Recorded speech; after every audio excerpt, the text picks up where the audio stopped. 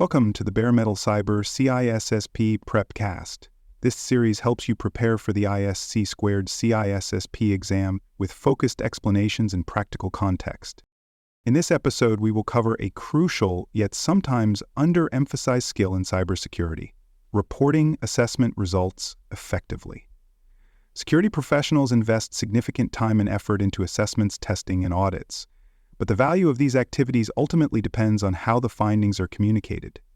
A well-written, clearly structured report can drive change, guide remediation, and influence decision-making at the highest levels. A poorly crafted report, on the other hand, may confuse readers, delay action, or leave critical vulnerabilities unaddressed.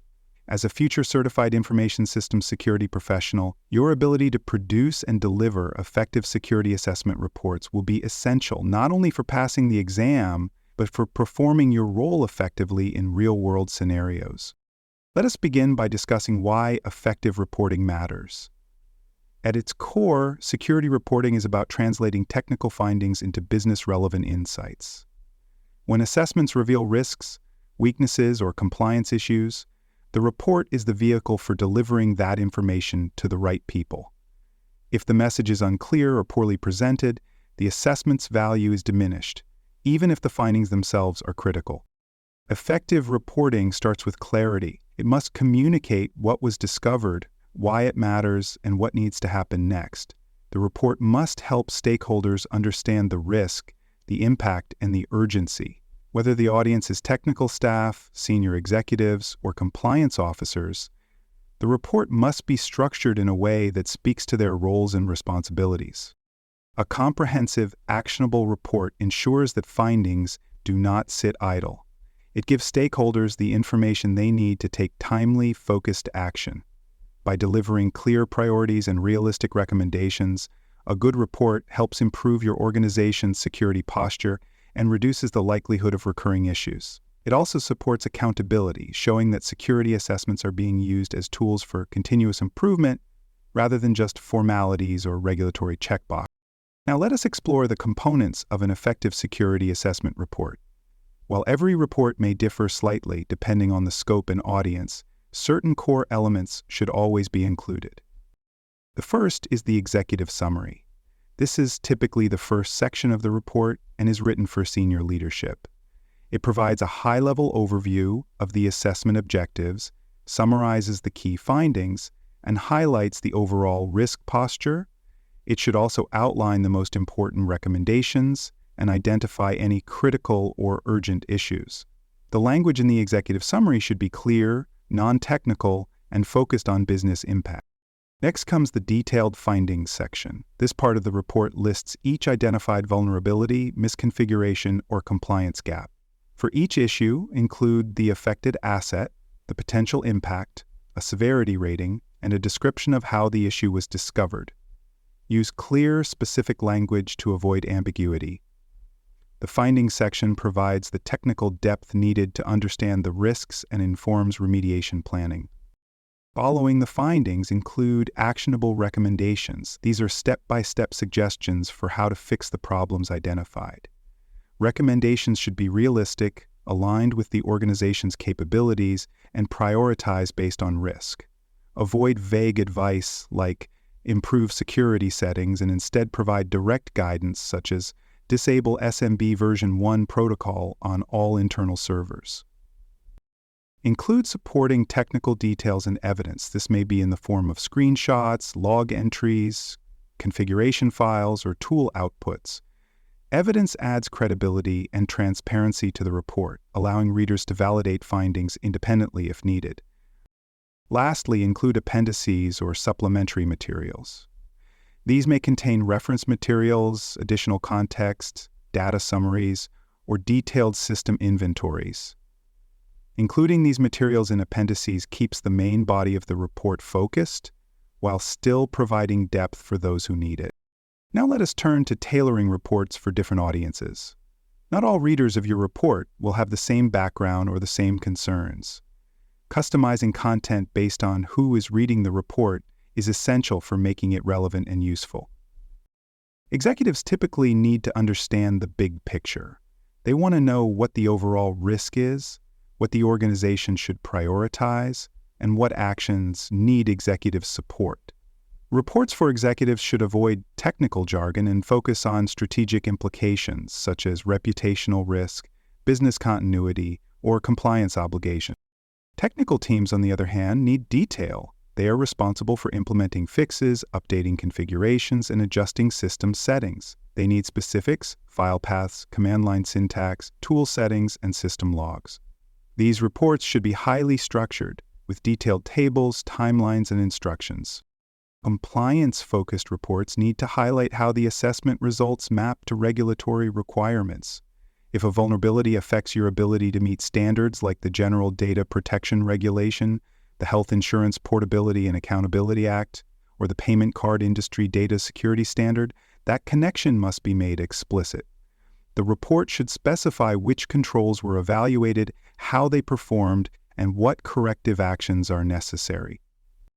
By clearly defining and tailoring your reports for different audiences, you ensure that the information is understood, acted upon, and appreciated. This alignment makes your reports more impactful, and it positions you as an effective communicator and leader in the cybersecurity space. For more cyber-related content and books, please check out cyberauthor.me. Also, there are other podcasts on cybersecurity and more at baremetalcyber.com. Let us now discuss best practices for creating and delivering effective reports. First, use clear and concise language. Avoid acronyms or technical terms that your audience may not recognize. If you must use specialized terminology, define it clearly in the report or include a glossary.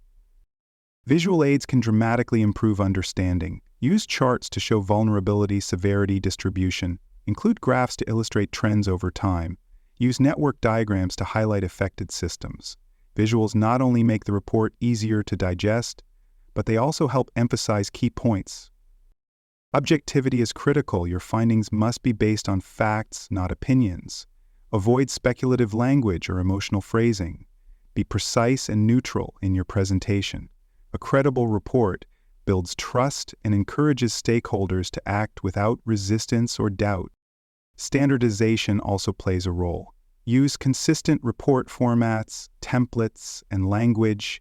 This helps readers know what to expect and makes reports easier to compare over time.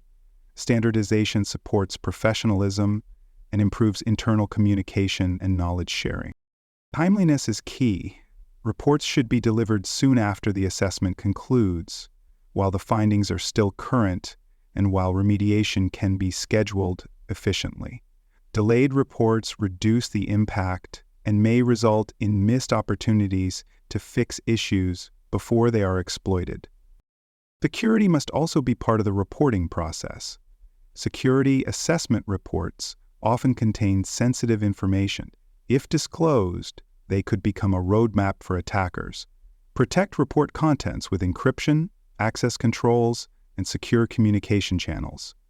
Only authorized personnel should be able to access, edit, or distribute the reports. Centralized reporting platforms can help. These systems allow for secure storage, version control, audit trails, and user access management. They make it easier to manage multiple reports, share them with the right stakeholders, and maintain a clear historical record. Backups and secure archives are essential. You may need to reference an old report during an audit, a follow-up assessment, or an incident investigation. Reports should be stored in a way that ensures they can be retrieved, validated, and trusted even years after they are created. Regular audits of your reporting practices help maintain quality. Are reports accurate? Are they clear? Are they being used by decision makers? Audits and internal reviews identify gaps and opportunities for improvement in your reporting program. Continuous improvement should be built into your reporting workflow. Seek feedback from stakeholders. Ask whether the reports help them understand the risks and whether the recommendations were actionable. Use that input to refine your process, adjust your templates, or improve your training. Hold follow-up sessions after report delivery. These sessions can be used to walk through findings, answer questions, and help stakeholders prioritize actions. Reports are more likely to drive meaningful change when they are part of a dialogue, not just a document sent over email. Collaboration is essential. Work with your colleagues across security, IT, compliance, and business units to ensure your reports align with their needs. When everyone feels ownership of the findings, they are more likely to contribute to remediation and long-term improvement. And finally, invest in training. Security staff, auditors, and compliance personnel must understand how to write, read, and act upon reports. Strong reporting is a skill, and like any skill, it improves with practice, mentorship, and structured learning. Thank you for tuning in to the CISSP Prepcast by Bare Metal Cyber. Visit baremetalcyber.com for additional episodes, comprehensive CISSP study resources, and personalized certification support. Strengthen your understanding of reporting assessment results effectively, and will consistently support your journey towards CISSP certification success.